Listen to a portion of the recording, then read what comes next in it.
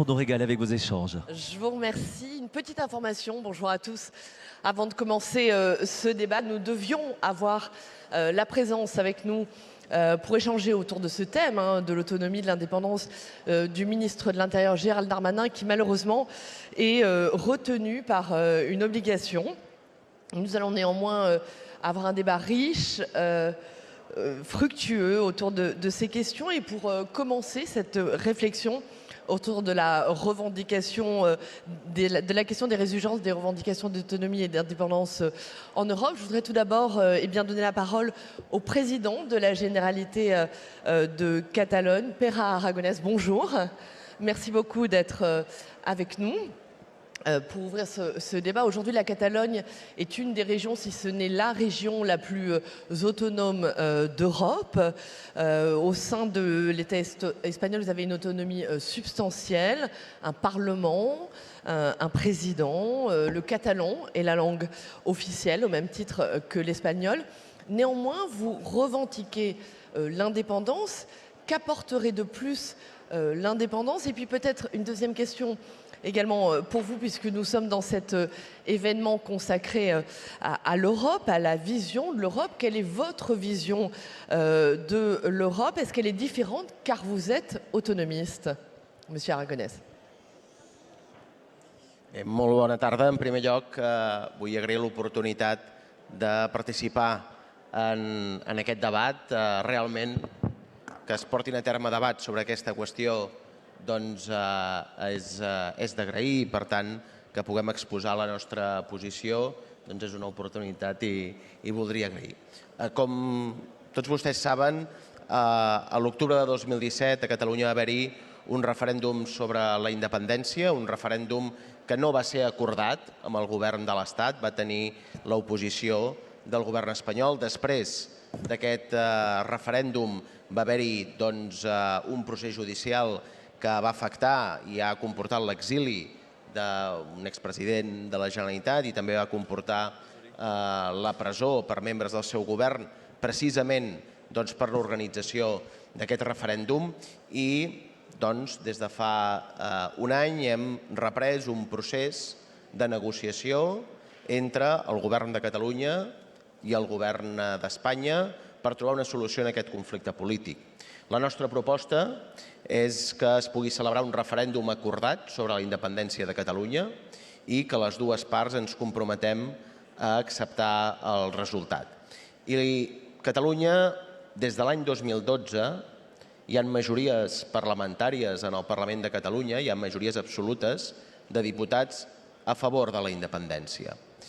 En bona part perquè potser la visió que es deia de quin és l'abast de l'autonomia catalana no coincidim. Creiem que hem tingut problemes en el reconeixement de la nostra llengua, en l'exercici de les competències, també, evidentment, en la gestió dels recursos, especialment dels impostos que generen des de Catalunya, però essencialment volem la independència de Catalunya perquè creiem que és la millor forma de gestionar una societat, la societat catalana, que té aspectes diferents de la societat espanyola, ni millor ni pitjor, simplement la seva pròpia singularitat, la seva llengua, la seva cultura, les seves institucions i també la seva economia. I per defensar els interessos en una Europa cada vegada més unida, defensar els interessos de la ciutadania de Catalunya, creiem que la millor forma és ser un estat independent i ho fem des d'un profund europeisme.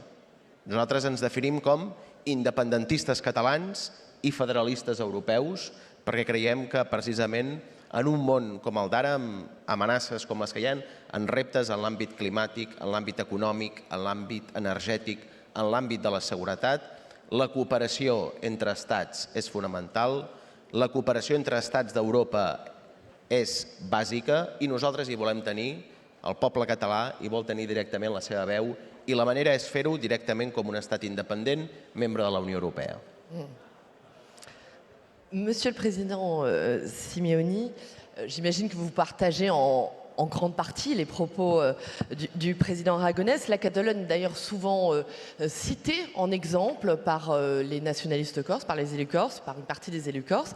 Est-ce qu'on pourrait imaginer aujourd'hui un statut de la Corse qui serait similaire à celui de la Catalogne? est-ce que les statuts d'autonomie catalans sont transposables en Corse? On sait que l'État espagnol a cédé une grande partie de ses compétences, y compris le régalien. Le régalien, c'est un mot tabou sur ce sujet-là en France. La Catalogne a sa propre police. Est-ce que le statut catalan pourrait un jour être transposable en Corse?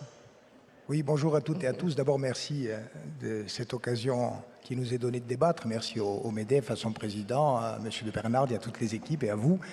Donc, très brièvement, d'abord, je suis bien sûr heureux et fier d'être à vos côtés aujourd'hui, particulièrement aux côtés du président Aragonès. Vous l'avez dit, il y a une solidarité qui est forte au plan politique entre la Corse et la Catalogne, entre le peuple corse et le peuple catalan. Ceci étant posé, il y a des différences très importantes, même s'il peut y avoir des points communs. Les différences très importantes, c'est d'abord que la Catalogne, c'est plusieurs millions d'habitants, alors que la Corse aujourd'hui n'en représente que 330 000 si on ne compte pas les Corses de l'extérieur.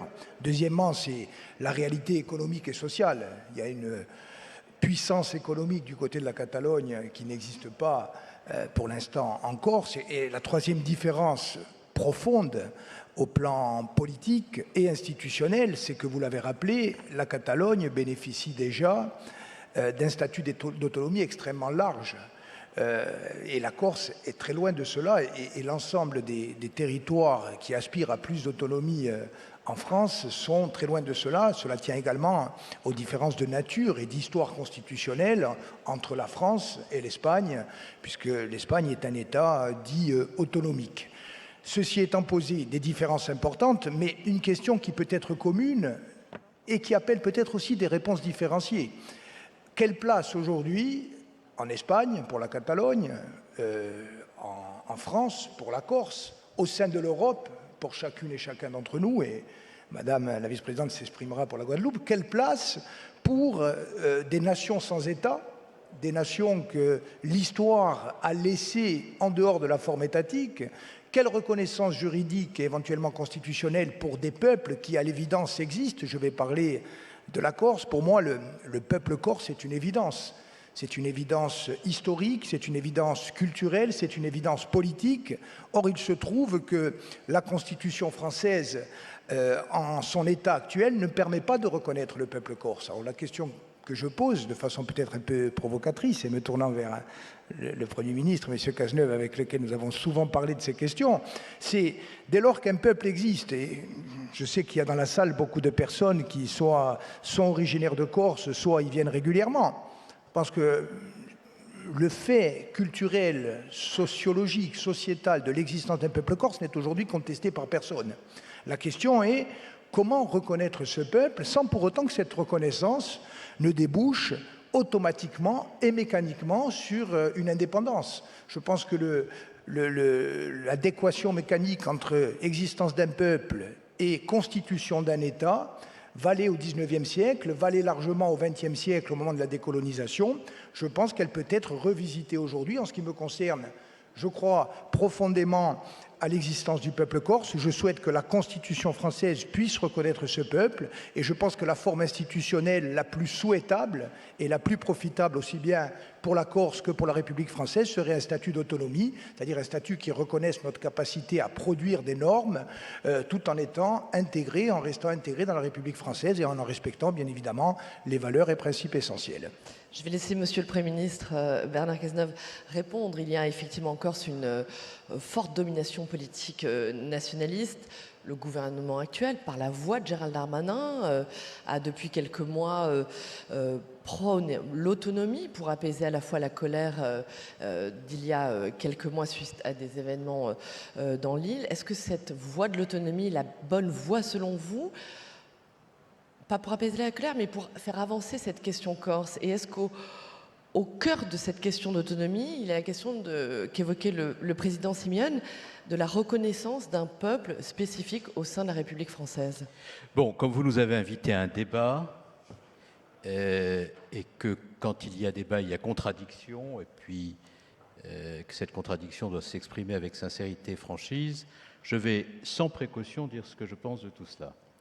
Vous êtes là pour ça. Pour moi, il n'y a qu'un peuple, c'est le peuple français. Dans un pays dont la construction politique est très particulière. Et je veux rappeler quand même quelques éléments d'histoire que parfois on a tendance à perdre de vue. Nous sommes dans un pays dans lequel l'État a préexisté à la nation, où la nation s'est incarnée à travers l'État, et où la République est venue donner à l'État et à la nation ce qui lui a permis de faire sens dans le temps long de son histoire et de tenir au peuple du monde le discours que les peuples du monde ont appris à aimer de la France, c'est-à-dire un discours fait d'universalisme, de concorde, de fraternité et de refus de voir le nationalisme alimenter la guerre. Je me rappellerai toujours de cette très belle formule de François Mitterrand à la fin de sa vie, évoquant la Seconde Guerre mondiale et les leçons qu'il convenait d'en tirer. Le nationalisme, c'est la guerre. Parmi ceux qui ont contribué à la constitution de la nation telle que je viens d'en retracer de façon très succincte l'histoire, il y a un grand Corse qui ne fut pas le plus anodin des Français, je veux parler de Napoléon. Ce qui vient de la démonstration que ce peuple est un peuple politique et que la construction politique à laquelle je fais référence n'est pas sans lien avec la contribution que les Corses eux-mêmes ont pu y apporter. Deuxième point sur lequel je voudrais insister, nous sommes dans l'Union européenne. L'Union européenne, elle s'est construite après des événements tragiques sur la base d'un accord entre les nations pour faire en sorte que ces événements tragiques qui s'étaient produits en raison du creuset de valeurs porté par les pères fondateurs de l'Union européenne, que ces événements tragiques ne se reproduisent pas. Il y a donc, dans les textes qui fondent l'Union européenne, une certaine volonté de faire en sorte que la liberté et le droit des peuples à disposer d'eux-mêmes soient toujours encouragés, mais en même temps une grande méfiance à l'égard de tout ce qui pourrait disloquer l'Europe dans la revendication nationaliste et lui faire perdre le bénéfice de la paix. Et quand on regarde les textes de l'Union européenne, traité de l'Union européenne et traité de fonctionnement de l'Union européenne, l'article 49 et l'article 4, paragraphe 2 du traité de l'Union européenne posent bien le principe que si au sein de l'Union européenne, des parties de territoire venaient à accéder à l'indépendance, leur adhésion à l'Union européenne ferait l'objet d'un monitoring parce qu'ils seraient en statut d'État tiers, précisément pour les raisons que je viens d'indiquer. Et deuxième élément, les États qui rejoindraient l'Union européenne devraient faire leur l'acquis communautaire, c'est-à-dire le creuset de valeurs dont j'ai parlé. Voilà quel est le cadre général. Maintenant, autonomie, pour ce qui concerne la Corse, j'ai beaucoup parlé avec Gilles Simeoni au cours des dernières années des problèmes concrets auxquels la Corse se trouve confrontée et que d'ailleurs il porte à travers sa parole avec beaucoup de conviction, beaucoup d'intelligence et beaucoup de sens du dialogue. Et bien qu'ayant la position très républicaine et pas nécessairement très jacobine que je viens d'exprimer, j'ai moi-même, lorsque j'étais ministre de l'Intérieur, accepté de faire mouvement à travers la collectivité territoriale unique.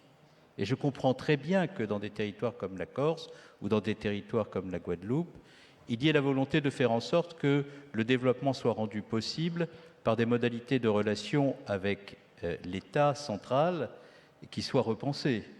Et c'est par le dialogue qu'il faut parvenir à cela.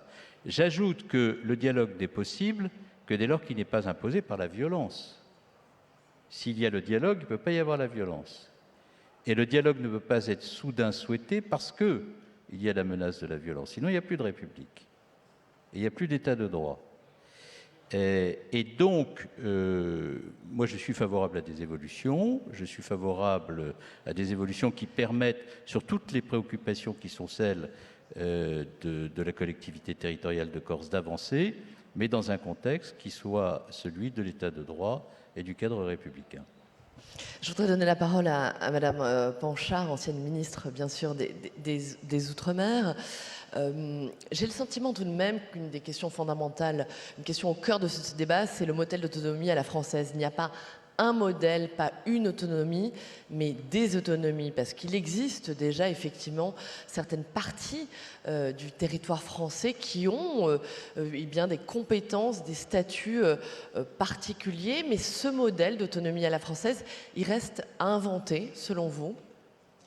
Je considère aujourd'hui qu'effectivement, dans nos territoires, du fait de notre passé historique, il y a toujours ces mouvements autonomistes. Mais la question, elle n'est pas là. La question, elle est aujourd'hui sur l'efficience des politiques publiques. Et nous avons tous le sentiment que nous sommes arrivés au bout d'un modèle économique et que nous devons remettre à plat la façon de penser le développement de notre territoire. Il ne s'agit pas de dire que pour régler les problèmes de la Guadeloupe, il suffit de donner à ce territoire l'autonomie. Nous ferions une grave erreur.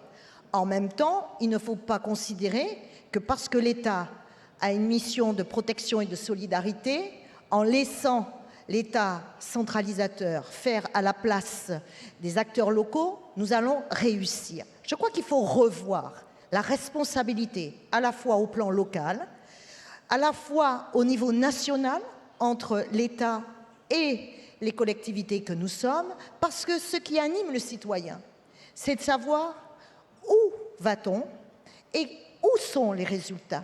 Il y a une obligation d'atteindre les objectifs qui sont les nôtres. Et je pense qu'il ne faut pas vouloir nous enfermer dans un statut où à la fois nous relevons du droit commun et qu'à ce titre, toutes les lois de la République doivent s'appliquer de manière uniforme sur le territoire, et dès lors que nous n'arrivons pas, de considérer qu'il suffit de prendre notre distanciation, je dirais, avec le pouvoir central pour y parvenir. Nous ferions une grave erreur. Et chaque fois qu'on a posé l'autonomie en ces termes, je crois qu'on a régressé, alors que ce n'est pas ce que la population attend de nous. Et c'est la raison pour laquelle, moi, je suis convaincue qu'il faut revoir ce partage des responsabilités, éviter de nous enfermer entre cet article 73 et 74, essayer d'imaginer, à l'occasion d'une révision constitutionnelle, que l'unité de la République, ce n'est pas l'uniformité, et que chaque territoire, de par sa différenciation, peut avoir une relation particulière avec l'État au sein de la République. D'ailleurs, notre nation s'enrichit des différences. C'est cela qu'il faut que nous arrivions à travailler.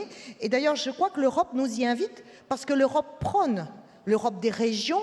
Et lorsqu'effectivement, en tant qu'autorité de gestion, elle a cette proximité avec nous, elle montre bien qu'il ne s'agit pas de venir en substitution de la souveraineté nationale. Bien évidemment, on est plutôt dans une complémentarité et je crois que nous en tirerons tous un bénéfice, que ce soit l'État, que ce soit les collectivités majeures que nous sommes, que ce soit effectivement tous les acteurs locaux, parce que ce qui doit nous animer, c'est de répondre aux besoins d'une population qui souffre et qui attend enfin des réponses et que nous soyons en capacité de répondre à ces besoins. Voilà ce que j'ai envie de dire dans ce débat et c'est la raison pour laquelle je peux comprendre que l'ensemble des présidents des collectivités majeures aient voulu, au travers de l'appel de Fort-de-France qui a été signé il y a quelques mois, rencontrer le président de la République pour peser les bases de cette relation, qui est une relation au sein de la République, mais de manière différenciée, et dans quelque chose qui doit être très fort que nous devons construire. C'est cette relation de confiance. Le Premier ministre Cazeneuve le disait, il ne peut pas y avoir de dialogue dans, je dirais, des conflits. Il doit y avoir effectivement une relation de confiance réciproque, à la fois du territoire vis-à-vis de l'État et de l'État qui doit faire confiance à cette République des régions, de cette République des territoires. Monsieur Simonier, je vais vous laisser réagir effectivement aux propos de Madame Panchard, mais nous échangions il y a quelques instants. Selon vous, vous me disiez, le débat est avant tout la question, elle est politique. Avant d'être juridique, avant même d'être institutionnelle, c'est une question fondamentalement politique, c'est cela ? À mon avis, elle est largement politique, même s'il ne faut pas opposer les questions. Il y a une dimension, pour parler de la Corse, mais je pense que ça vaut pour d'autres territoires, il y a une dimension historique, il y a une dimension symbolique, il y a une dimension politique, institutionnelle, économique, sociale, écologique et environnementale. Et ce que je veux dire aussi avec beaucoup de force, c'est que moi je n'oppose pas République et ses valeurs et peuple corse. Et je ne crois pas qu'il faille les opposer. Et de la même façon, nous engager, comme nous le faisons, chacun dans le cadre de nos convictions respectives, par exemple, pour la Catalogne, pour la Guadeloupe ou pour la Corse, ce n'est pas tourner le dos à l'Europe, d'abord. Au contraire, c'est, je le dis avec force, vouloir une Europe plus forte, plus solidaire, plus généreuse et qui permette aussi sans doute de mieux prendre en compte ce que nous avons à dire et ce que nous voulons faire. Et ce n'est pas non plus tourner le dos, au contraire, aux valeurs d'universalisme. et aux principes fondamentaux qui sont des principes fondamentaux de la République française, mais qui ont été aussi, au XVIIIe siècle, les principes fondamentaux de la Corse indépendante. Et il faut le dire sans passéisme, puisque peut-être certaines et certains de nos auditeurs ne le savent-ils pas, la Corse a été un État indépendant au XVIIIe siècle, mais ce qui est important aussi, c'est de se rappeler qu'elle a été à l'origine de la première constitution écrite, avant même la constitution des États-Unis, qu'elle a été à l'origine, cette petite île de Méditerranée, du concept de tolérance religieuse, ou encore qu'elle a mis en œuvre le droit de vote pour les femmes, même si c'était un droit, je dirais, supplétif dans la mesure où il y avait un droit de vote par foyer, mais dès lors que l'homme était décédé, la femme pouvait voter. Bon, tout ça pour dire quoi? Ce qu'a dit le Premier ministre fait partie du problème politique que nous avons. Le fait qu'il y ait une équation jusqu'à aujourd'hui insusceptible d'être remise en cause entre le peuple, la nation et l'État, est une équation qui est une équation profondément française et qui est consubstantielle à la fois à l'État français et à la nation française. Peut-on dire pour autant qu'il n'existe qu'un seul peuple, le peuple français? Moi, je ne crois pas. Je ne vais pas parler des Corses. Je vais parler, par exemple, d'un territoire qui reste français, même s'il a aspiré à l'indépendance, ce qui est la vocation. La Nouvelle-Calédonie, elle appartient toujours aujourd'hui à la République française. Le peuple kanak est une évidence. Et c'est aussi une évidence politique, puisque les textes de la République reconnaissent l'existence de ce peuple. Donc on voit bien que le principe d'un peuple français unique est une fiction juridique au sens premier du terme, c'est-à-dire une construction politique qui, aujourd'hui, est, à mon avis, réinterrogée par des phénomènes politiques. Ça, c'est l'aspect de la discussion politique que nous avons. Puis après, il y a l'aspect institutionnel qui rejoint aussi la volonté des élus et des citoyens d'avoir des politiques publiques plus efficientes. Moi, je pense aujourd'hui, effectivement, sans que cela soit un risque de démantèlement pour la République, qu'il doit y avoir une logique à la fois d'unité et de différenciation. D'unité sur les principes fondamentaux et de différenciation dès lors qu'il y a des différences objectives. Et le Conseil constitutionnel, qu'on ne peut pas soupçonné de vouloir remettre en cause l'unité de la nation, dit bien que le principe d'égalité impose de traiter de la même façon des situations identiques, mais qu'il commande également de traiter de façon différente des situations différentes. Et par exemple, des problèmes économiques et sociaux ne se posent pas de la même façon dans un territoire insulaire, périphérique ou ultra-périphérique, qui peuvent se poser sur un territoire métropolitain. La question foncière, la question de la spéculation immobilière et foncière en Corse ne se pose pas dans les mêmes termes qu'elle peut se poser sur un territoire continental, avec une réserve. Moi, je ne veux pas, à n'importe quel prix, dire que toutes les solutions doivent être pensées pour la Corse. Si demain, nous pensons des dispositifs juridiques innovants, y compris à droit constitutionnel constant, qui nous permettent de lutter contre la spéculation immobilière, qui était déjà un problème majeur lorsque nous discutions, et qui le reste aujourd'hui, et qui a connu une acuité sans cesse augmentée d'année en année. Le constat est, Monsieur le Premier ministre, que le droit commun, aujourd'hui, ne permet pas de répondre à cette problématique, pour ne citer que celle-là. Et que dès lors, nous devons envisager des chemins nouveaux. Moi, je pense que cela commande aussi sans doute une évolution constitutionnelle. De la même façon, et je termine, les collectivités locales, de façon générale, et notamment les régions de droit commun ou à statut particulier, sont aujourd'hui des nains institutionnels par rapport à leurs homologues des autres États européens. Toutes les îles de Méditerranée sont autonomes et le sont depuis, par exemple, le sortir de la Deuxième Guerre mondiale. Donc, il me semble que demander aujourd'hui que la Corse, qui est la troisième île de Méditerranée, avec cette histoire, cette langue, cette culture, ses intérêts propres, puisse bénéficier d'un statut d'autonomie à l'instar de ce que vivent au quotidien les Sardes, les Siciliens, les Açores ou d'autres territoires comme les Baléares, n'est pas quelque chose de scandaleux ou d'irréaliste. Je vais vous laisser répondre, Monsieur le Premier ministre, dans un instant, mais je voulais tout d'abord entendre Monsieur Aragonès sur ces débats. Quel est votre sentiment sur cette question effectivement très française qui est différente de la situation espagnole? Les situations sont difficilement comparables. Et au-delà de ça, une question aussi fondamentale, Monsieur le Président Simeoni l'évoquait à l'instant, comment on concilie aujourd'hui cette différenciation des territoires, cette Europe des régions, vous appelez de vos voeux, avec ce qu'elle est dans les textes. L'Europe aujourd'hui, c'est une Europe des nations. Comment on concilie ces deux notions, selon vous?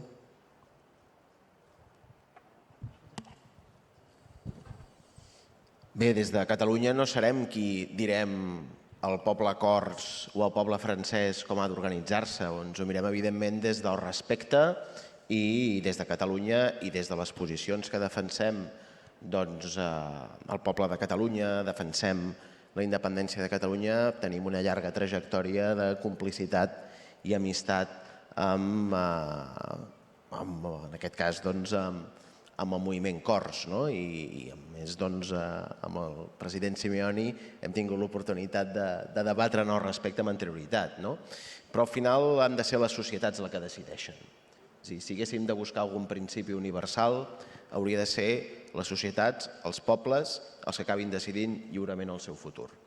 L'experiència nostra, l'experiència catalana és que el pacte constitucional que va haver-hi després del franquisme va ser un pacte que progressivament que concedia l'autonomia, que hi havia un avenç cap a la democràcia després del franquisme, va ser un pacte que amb els anys es va anar trencant. Va haver-hi un procés de recentralització de competències. Vull recordar que Catalunya té un estatut d'autonomia aprovat en referèndum l'any 2006, acordat amb el govern de l'Estat, que es va canviar després, posteriorment, per un recurs del Partit Popular davant del Tribunal Constitucional. No va haver-hi una resposta política i els que defensàvem la independència de Catalunya en aquell moment, que eren minoritaris, precisament per la incapacitat dels governs espanyols de donar resposta a les demandes de desenvolupament de l'autogovern de Catalunya, avui hem aconseguit que l'independentisme sigui majoritari a Catalunya. Però abans s'ha parlat d'Europa i m'agradaria incidir en aquesta qüestió. Catalunya és profundament europeista. El moviment catalanista, el nacionalisme català, l'independentisme català és profundament europeista. De fet, el nostre model, el nostre projecte d'una Catalunya independent, sobretot té sentit en el marc d'una Unió Europea, en el que els estats han de cooperar cada vegada més i que cooperaran més en el futur. Uns Estats Units d'Europa, del futur, que molt somiem, nosaltres volem que Catalunya sigui un d'aquests estats, profundament europeus. I no demanem a Europa que solucioni el problema de Catalunya amb Espanya. Tenim un procés de negociació amb l'Estat, defensem des de la posició catalana un referèndum sobre la independència i una llei d'amnistia per acabar amb les conseqüències repressives del referèndum de l'octubre de 2017, però avui Catalunya també llança un missatge a Europa, i és els reptes que té Europa i que en bona part el president Macron va definir amb els reptes de l'autonomia estratègica europea, avui Catalunya hi pot fer una contribució. Podem fer una contribució amb el desenvolupament d'autonomia des del punt de vista tecnològic, el propi desenvolupament del xip europeu. Des del punt de vista energètic, amb les interconnexions, la producció d'energies renovables, l'aposta per l'hidrogen o algunes interconnexions gasístiques com el MidCat, que també són objecte de debat aquests darrers dies. I sobretot també amb la gestió d'una societat plural i diversa com és la societat catalana. Al final, el nostre principi, el nostre objectiu és que una societat que es considereixi a si mateixa madura, que té voluntat d'autogovernar-se, ha de poder decidir lliurement el seu futur. Quan això, elecció rere elecció, hi ha una majoria que repeteix constantment. Des del 2012 hi ha hagut eleccions a Catalunya el 2012, 2015, 2017 i 2021. I el suport a la independència de Catalunya en nombre de diputats no ha parat d'augmentar. Per tant, cal donar una resposta i és una resposta singular per a Catalunya, no és extensible. cada poble, cada societat, cada país té la seva pròpia realitat. Nosaltres ens hem queixat que moltes vegades a Espanya... Monsieur le Président, Sí, i acabo. pardonnez-moi. Sí. Pour vous, la réponse à apporter, la réponse politique, c'est l'autodétermination, c'est ça que vous nous dites? La nostra proposta és l'exercici de l'autodeterminació en el cas de Catalunya, que és la proposta nostra, i la defensa d'un referèndum sobre la independència de Catalunya i que Catalunya es pugui constituir un estat independent. I aquesta és la proposta que volem fer de forma acordada i de forma negociada. Insisteixo, constantment en el temps s'han anat repetint aquestes majories a favor de la independència de Catalunya en el Parlament i cal donar-hi una resposta. No va ser possible fa uns anys, ara hi ha un procés de negociació i la nostra voluntat és que des del diàleg, des de la col·laboració, pugui ser possible aquest reconeixement. Bernard Cazeneuve, vous évoquiez à l'instant, vous me disiez que vous étiez plutôt d'accord avec la fin de l'intervention de Gilles Simeoni. C'est vrai qu'on a en France cette culture particulière, culture jacobine, vous l'avez très bien résumé au début de ce débat. Emmanuel Macron, il y a quelque temps, le président Emmanuel Macron a précisé que l'autonomie, en ce qui concerne la Corse, ne signifiait pas l'indépendance, en préalable, effectivement, du cycle de discussion actuelle. Est-ce qu'on pourrait imaginer des innovations juridiques qui seraient inventées, qui seraient compatibles avec l'unité de la République française? D'abord, pour poursuivre l'échange avec Gilles Simeoni sur ce sujet et réévoquer la question du peuple corse et du peuple français, on peut tout à fait imaginer de concevoir et d'accepter les singularités régionales, les identités régionales, les cultures régionales, les langues régionales, et ne jamais considérer, pour autant précisément parce que la construction politique française est ce que je viens d'indiquer, que ces identités, que l'on peut qualifier de peuple si on le souhaite, aient vocation à se transformer en nation. Je crois de ce point de vue-là, ce que vous avez exprimé montre que nous sommes en accord. En tous les cas, j'ai compris que nous l'étions. Deuxième point, ce n'est pas parce que l'on fait des révolutions ou des réformes institutionnelles majeures que l'on appelle autonomie, indépendance, qu'on règle les problèmes ou tous les problèmes concrets auxquels les territoires sont confrontés. Et m'adressant à Gilles Simeoni en forme d'interrogation, d'interpellation, il pourra répondre et donner son sentiment. Je ne suis pas sûr que les problèmes de la spéculation en Corse soit le fait des seuls continentaux et qu'une réforme institutionnelle qui s'appellerait autonomie suffirait à les régler tous. Il sait très bien que ce ne serait pas le cas.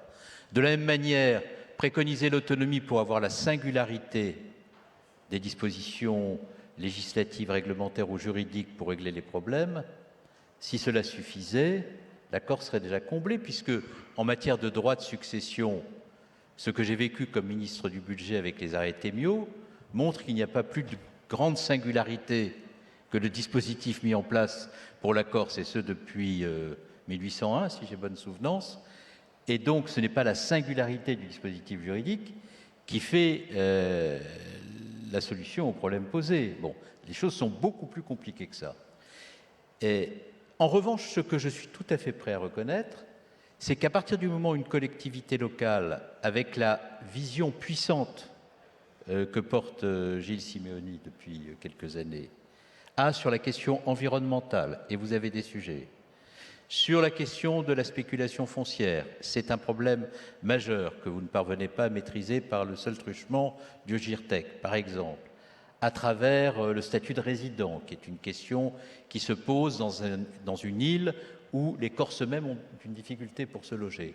Si tous ces sujets peuvent, dans le cadre d'une réforme qui s'appelle ou pas autonomie, et d'un dialogue qui soit respectueux et duquel la violence soit absente, c'est-à-dire qui respecte les principes de l'État de droit républicain, trouver une solution, il faudrait être singulièrement psychorigide, même si on est républicain corse, ce qui est mon cas pour 25%, et un peu jacobin, ne pas accepter que la solution soit trouvée dans un dialogue intelligent avec les élus corses. Donc, je pense que je ne voudrais pas compromettre Gilles Simeoni en disant des choses très gentilles sur lui, compte tenu de la position qui est la mienne et qu'on connaît sur l'île.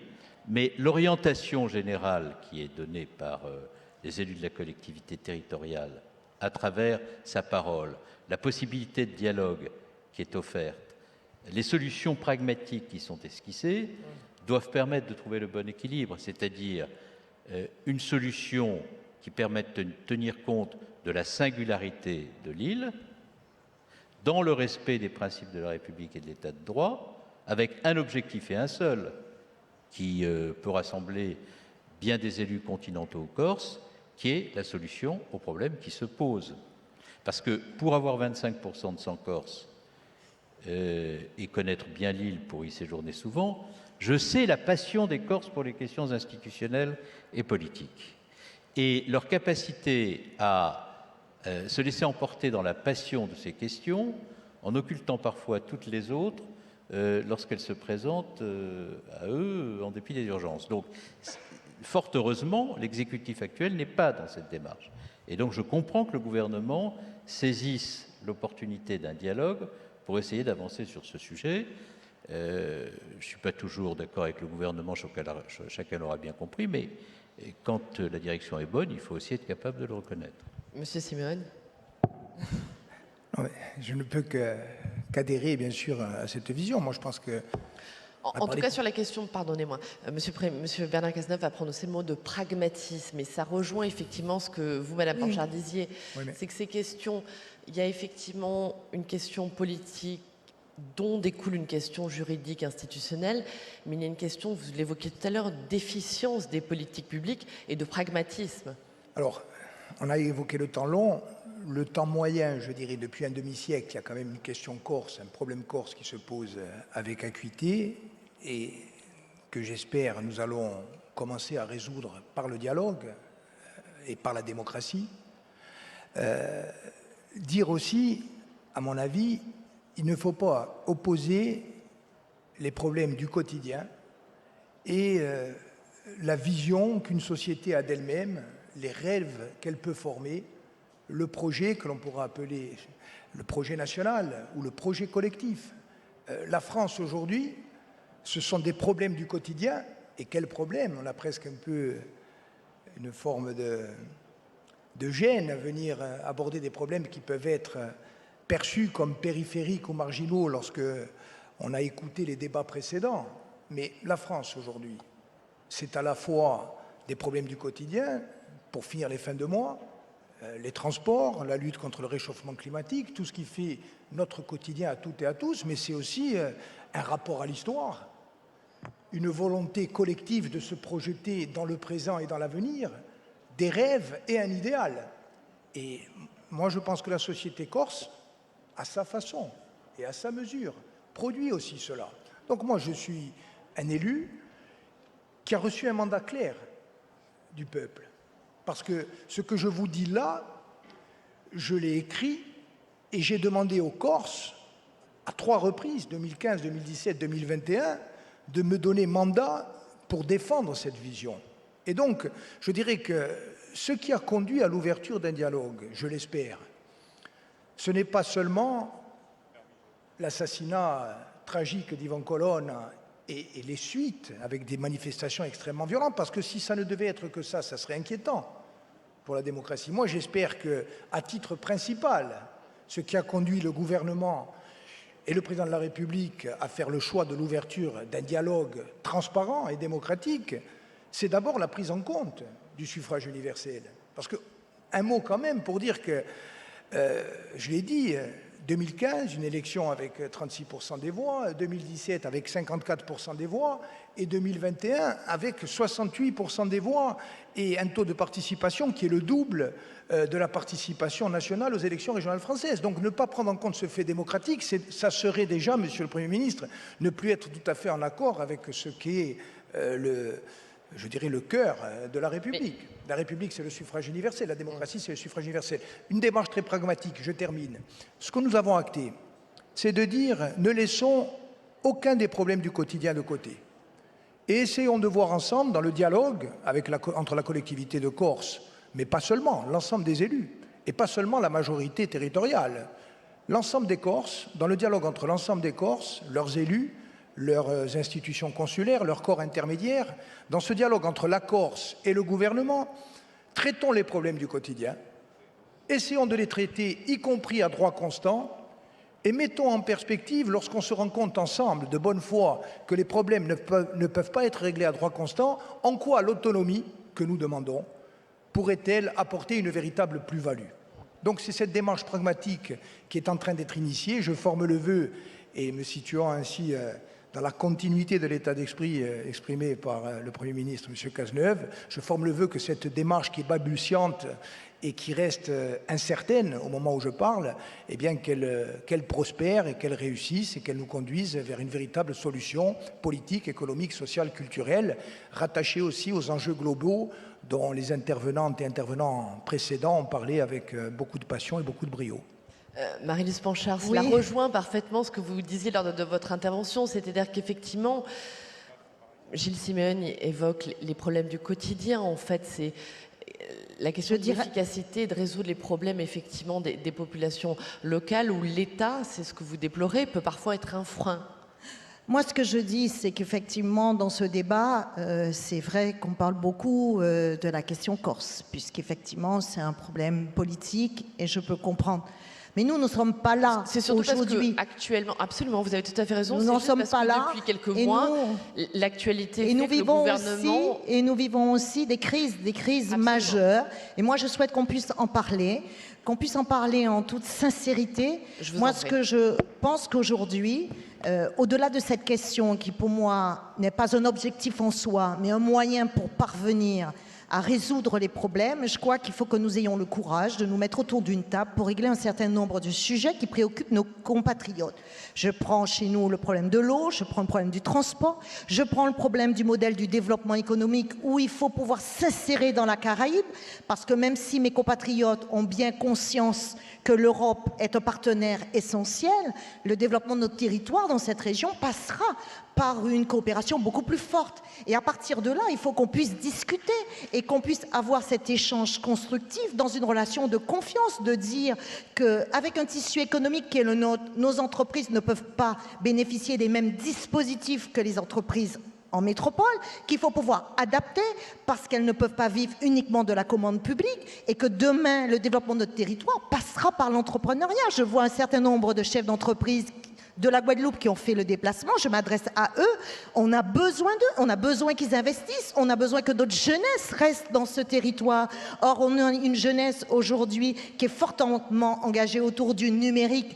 Et le numérique est une chose extraordinaire parce que ça, je dirais, évacue toutes les frontières et ça permet ce développement. Voilà les sujets sur lesquels nous devons parler. Nous pouvons être un modèle aussi de développement. Il ne faut pas avoir peur de ces expérimentations qui peuvent être menées. Et le président de la Catalogne disait, en matière d'économie verte, d'économie bleue, pour qu'il y ait une nouvelle croissance autour, effectivement, de la question de la transition écologique, nous pouvons apporter quelque chose et à partir de là, effectivement, construire. C'est cela que nous voulons faire et c'est la raison pour laquelle, moi, cette question de la différenciation, elle a été posée lors du précédent quinquennat. Souvenez-vous, le président Emmanuel Macron avait reçu l'ensemble des présidents de région et des communes et on a eu cette fameuse loi, la loi 3DS, mais aujourd'hui qui encore n'a pas porté, je dirais, vraiment cette question de la responsabilité du pouvoir local et qu'il faut quelque part cet État jacobin qu'on puisse arriver à revoir la répartition du pouvoir entre un État qui doit être solidaire, un État qui doit porter effectivement les grandes questions régaliennes, un État qui doit accompagner, un État qui doit effectivement pouvoir discuter, mais aussi savoir faire confiance à ceux qui, au quotidien, sont proches du citoyen, parce que ce sont les meilleurs experts pour apporter une réponse au territoire. Et je pense qu'il ne faut pas avoir peur. Il ne faut pas avoir peur de mettre ça sur la table pour qu'effectivement nous puissions avancer, parce que c'est ce que nos compatriotes attendent de nous. Ils n'attendent pas une question, je dirais, de principe sur le statut. S'il faut... C'est ce que j'allais vous... Pardonnez-moi, c'est ce que j'allais vous demander. J'ai l'impression qu'en vous écoutant, c'est plus une question de méthode, de dialogue, que de statut politique, en fait. C'est ce que vous nous dites. C'est que je dis que si à un moment donné, nous pouvons apporter je dirais, des éléments qui montrent qu'effectivement, il faut faire évoluer les choses pour avoir beaucoup plus d'efficacité dans les politiques publiques, pourquoi pas? Mais il ne faut surtout pas faire le cheminement inverse qui consisterait à dire on pose la question de l'autonomie d'abord et on verra après. En tout cas, je suis convaincue que dans mon territoire, la Guadeloupe, ce n'est pas ce que nous souhaitons et je suis convaincue aussi que la population ne nous suivrait pas si nous ne sommes pas en capacité de faire cet exercice, cet audit et cette mise à plat que nous demandons depuis plusieurs mois. Bernard Cazeneuve. Bernard Cazeneuve, pardonnez-moi. Le problème est pris à l'envers, comme le dit Madame Panchard, c'est-à-dire de poser la question du statut politique de l'autonomie avant, c'est une erreur. Ce qu'il faut d'abord, c'est une question de méthode, de dialogue pour renforcer l'efficience des politiques publiques. Non, mais ce que je pense, c'est, enfin, ce que j'ai dit tout à l'heure pour la Corse, je le pense également pour les territoires d'outre-mer. C'est-à-dire qu'aucune solution institutionnelle ne suffira à résoudre l'ensemble des problèmes auxquels ces territoires sont confrontés. Et ni la question environnementale qui est prégnante, ni la question du sentiment de relégation territoriale que j'ai vécu très fortement lorsque je me suis rendu dans ces départements, lorsque j'étais au gouvernement, ni la question de l'aménagement du territoire, ni la question du développement des pôles d'excellence économique ne se résoudra à travers les seuls aspects institutionnels. Il faut qu'il y ait une stratégie territoriale qui soit développée, qu'elle soit suffisamment consensuelle pour qu'elle soit portée par les acteurs locaux. Et si une réforme institutionnelle permet de catalyser un processus territorial fondé sur la confiance, je crois que Marie-Luce Panchard a tout à fait raison d'insister, nous l'évoquions tout à l'heure en aparté, sur la nécessaire relation de confiance qui doit toujours prévaloir entre ceux qui gouvernent et ceux qui ont des responsabilités territoriales lorsque les défis sont considérables. Donc, s'il faut une réforme institutionnelle, pourquoi pas? Mais s'imaginer que l'autonomie de ces territoires et la réponse à tous les problèmes structurels auxquels ils sont confrontés serait grandement illusoire et absolument déceptif pour un gouvernement qui s'engagerait dans cette stratégie hasardeuse. Une question pour le président aragonès. Malgré tous ces mouvements qui traversent l'Europe, des mouvements autonomistes, des mouvements indépendantistes, dont vous êtes bien sûr le représentant en Catalogne, aucun de ces mouvements ne revendique une sortie de l'Union européenne. Néanmoins, quel degré de reconnaissance de ces régions autonomes, quel degré de reconnaissance ces régions doivent-elles demander à l'Europe? Est-ce que vous voulez un statut particulier pour la Catalogne au sein de l'Union européenne? Bé, nosaltres el que volem per Catalunya és que sigui un estat de ple dret, un estat membre de la Unió Europea, com la resta dels estats que ara en són membres, no? Alhora també reconeixem que en aquells estats d'Europa en el que hi ha un sistema de poder també regionalitzat, en bona part, per exemple, en el cas de l'estat espanyol, la Constitució espanyola és anterior a l'entrada d'Espanya a la Unió Europea. I el que ha provocat, i aquest ha estat un element que ha contribuït en aquest allunyament de molts catalans respecte al marc, al model constitucional espanyol, perquè allò que s'havia aconseguit a principis dels anys 80, després, com que és l'estat espanyol qui defensa davant de les institucions europees i és qui representa directament, en aquest cas, el propi estat espanyol, i no participen directament els territoris, aquella competència que és teva, aquell assumpte que és un poder transferit, l'Estat l'acaba recuperant via sent el que defensa la posició davant de les institucions europees. Per això en algun moment es va plantejar la idea d'unes regions sòcies de la Unió Europea. Per aquells pobles que vulguin desenvolupar el seu autogovern a través de l'autonomia pot ser una solució. Però la societat catalana, per això defensem la celebració d'un referèndum acordat sobre la independència, volem fer-ho directament com a estat membre de la Unió Europea. Monsieur le Président Simoni, vous n'avez pas la même... Vous n'avez pas la même position sur cette question du statut vis-à-vis de Bruxelles pour la Corse qu'a le président aragonès pour la Catalogne. Vous défendez, vous nous l'avez rappelé, une vision profondément européenne, vous ne défendez pas un statut particulier pour la Corse au sein de l'Union? Moi, je suis favorable, avec beaucoup de Corses, à un statut d'autonomie qui doit se discuter avec l'État, avec la République. Et je dirais, si ce statut est adopté, il nous permettra, dans le cadre des compétences qui nous seront conférées, d'avoir un dialogue direct, y compris avec l'Union européenne, mais un dialogue qui se fera en permanence, en présence et au contradictoire de l'État. Un exemple concret, dans le domaine de la coopération méditerranéenne, qui est à mon avis un enjeu stratégique parce que la France et l'Europe ont besoin à la fois d'une vision et d'un projet méditerranéen. Je pense que la Corse, par son histoire, par sa géographie, a vocation à contribuer à ces relations, non seulement entre les pays méditerranéens de l'Union européenne, mais également dans le dialogue entre la rive nord et la rive sud. Un exemple, et je termine, il y a eu le traité du Quirinal qui vient d'être conclu et qui vise à relancer de façon forte la coopération entre la France et l'Italie. Pour montrer combien ce domaine de la coopération méditerranéenne reste marqué par la prégnance de la vision étatique, ni les îles italiennes, comme la Sicile ou la Sardaigne, ni la Corse n'ont été non seulement consultées ou associées, mais même mentionnées dans ce traité. Peut-on sérieusement penser à une coopération renforcée entre la France et l'Italie, notamment en Méditerranée, en commettant l'omission ô combien significative de ne pas penser aux 3 plus grandes îles de Méditerranée qui, pour l'une, relèvent de la République française et pour les 2 autres de l'État italien.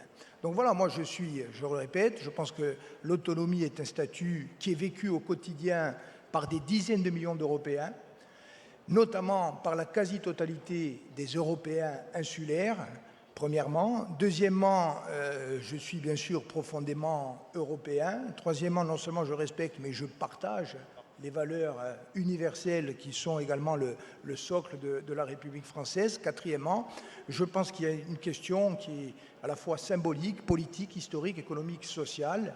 Je crois, et je le redis, mais sans vouloir faire mon entêtement, mais je crois qu'il y a un peuple corse, que l'histoire le démontre, et qu'il faut trouver les moyens d'inventer un chemin politique et juridique pour que ces exigences qui, à certains moments donnés de l'histoire, se sont cristallisées dans des réalités objectivement irréconciliables, et bien que ces exigences qui étaient hier irréconciliables deviennent demain conjuguées de façon harmonieuse et démocratique. Monsieur Cazeneuve, vous voulez répondre? Oui, je pense qu'il faut quand même rappeler au stade où nous en sommes de notre échange ce qu'est le droit de l'Union pour le cas où des processus d'indépendance viendraient se produire dans des États ou même des processus d'autonomie. D'abord, le droit de l'Union pose dans le traité de l'Union européenne le principe qu'à aucun moment l'Union européenne n'intervient dans l'organisation interne aux États. Et l'Union européenne ne peut en aucun cas, pour des raisons qui tiennent à l'état de son droit, procéder à la reconnaissance d'un processus d'autonomie ou d'indépendance qui aurait été décidé en contravention avec les principes de droit qui régissent le fonctionnement d'un État, sauf à remettre en cause le principe même de ces traités qui établissent que l'Union européenne n'intervient pas dans l'organisation intra-étatique. Premier point. Deuxième point, si un territoire d'un État membre de l'Union européenne venait à obtenir son indépendance et demande à rester dans l'Union européenne, cette adhésion ne serait en aucun cas automatique, parce qu'il faudrait une décision unanime du Conseil européen, et il faudrait que l'État sorti par un référendum de l'État-nation participant à l'Union, et qui se retrouverait avec le statut d'État tiers, fasse l'objet d'un monitoring lui permettant de réadhérer à l'Union européenne. Troisièmement, il faut bien avoir à l'esprit que la position de l'Union européenne ne changera pas sur ce point, pour des raisons qui tiennent au Brexit. Parce que si l'Union européenne accepte que des parties de territoires d'États étant sortis de l'Union européenne puissent y adhérer sans monitoring, c'est la dislocation de l'Union européenne qui est encouragée par les institutions de l'Union. Donc l'Union européenne, pour cette raison-là, n'acceptera jamais de changer cette position. Et donc, le raisonnement qui doit être le nôtre, si on veut être rigoureux, doit tenir compte de ce qu'est l'état du droit de l'Union, parce qu'aucune autre solution n'est envisageable, même par l'effet de la volonté politique, pour la bonne et simple raison que rien ne se produira qui ne fera l'accord des 27 États de l'Union européenne. C'est ça l'état du droit de l'Union. Et ce qui s'est passé avec le Royaume-Uni n'est pas de nature à assouplir cette position. Madame Blanchard, pour vous faire réagir à ce que vient de dire Monsieur le Premier ministre, comment, encore une fois, on concilie cette différenciation des territoires, cette Europe des régions, avec l'Europe des nations, que l'Europe est fondamentalement depuis sa naissance? Comment on concilie ces deux notions? Mais l'Europe reconnaît un peu ces régions, puisque nous bénéficions, nous, déjà d'un statut particulier au travers du traité de Rome, l'article 349, et vous savez que l'Europe a reconnu l'association des régions ultrapériphériques, qui permet à nos territoires, ainsi qu'à Madère et aux Canaries, d'avoir ce dialogue en direct, de préparer un certain nombre de mémorandums. Et ça nous a permis notamment de peser, lorsqu'il y a eu le débat autour de la politique de cohésion sociale, avec la sortie effectivement de l'Angleterre à l'occasion du Brexit. Nous avions très peur que cette politique de cohésion sociale se fasse un peu au détriment de nos territoires. Et le fait que nous ayons cette instance en direct avec l'Europe, avec les différents commissaires concernés, nous avons pu obtenir le maintien de nos enveloppes. Donc je ne dis pas qu'aujourd'hui c'est quelque chose qui mérite effectivement que nous puissions approfondir, mais ça a été plutôt un élément facilitateur dans la relation que nous avons avec l'Europe, parce que vous savez que le développement de nos territoires, sans l'Europe, nous ne serions pas là aujourd'hui, puisque toutes les grandes infrastructures sont réalisées grâce au FEDER et grâce aux fonds structurels, et qu'aujourd'hui on a besoin de cette Europe pour pouvoir se développer, pour pouvoir réaliser effectivement les équipements dont nous avons besoin. Donc pour moi aujourd'hui, cette question-là ne se pose pas dans ces termes, puisque nous ne sommes pas sur un schéma comme la Corse, et le Premier ministre vient de le dire, auquel cas ce serait, dès lors qu'on est indépendant, c'est toute une procédure d'adhésion qu'il faut engager, avec effectivement une position qui va être compliquée pour l'Union. Nous sommes au sein de la nation française, mais au titre de cette différenciation que l'Europe reconnaît, parce que si elle accepte un certain nombre de dispositifs dérogatoires, je pense, je ne vais pas entrer dans le technique, comme l'octroi de mer, c'est qu'elle reconnaît ces spécificités. Et par le fait pour elle de reconnaître cette spécificité, je pense qu'on a plutôt une question de dialogue avec l'État, de nous faire confiance pour aller représenter, je dirais, la République au niveau européen pour ce qui concerne nos régions, plutôt qu'une difficulté particulière aujourd'hui avec l'Union. Je le vois en ces termes.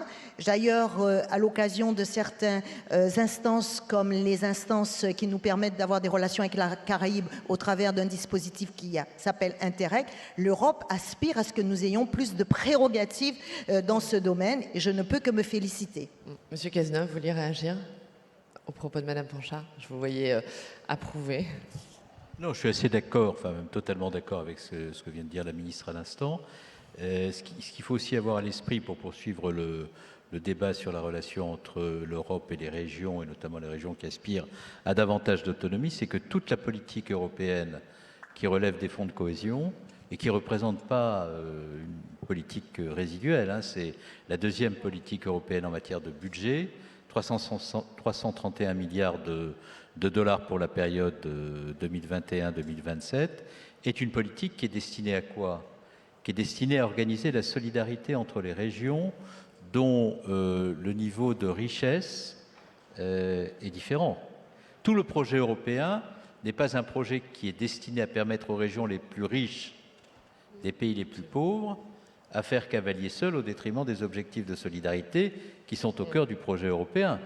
Le projet européen, c'est un projet qui, par les fonds structurels, ça a été le cas pour le FEDER, c'est le cas y compris pour des politiques spécifiques, et notamment les fonds qui sont alloués à la transition énergétique, pour les fonds qui ont été mobilisés à l'occasion de la crise Covid, de faire en sorte que les régions frontalières, les régions insulaires, les régions de montagne, les régions qui sont en phase de mutation industrielle, les régions qui ont des problèmes économiques spécifiques ou des problèmes sociaux puissent être accompagnées par les fonds de cohésion pour que la solidarité s'organise. Donc, comme je suis, très attaché au projet européen, très attaché à la dimension de solidarité du projet européen, et que je suis toujours socialiste, je me permets de le dire dans cette instance qui n'en compte pas de nombreux, je suis particulièrement attaché à ce que l'Europe garde sa dimension de solidarité, et particulièrement attaché à ce que la reconnaissance du fait régional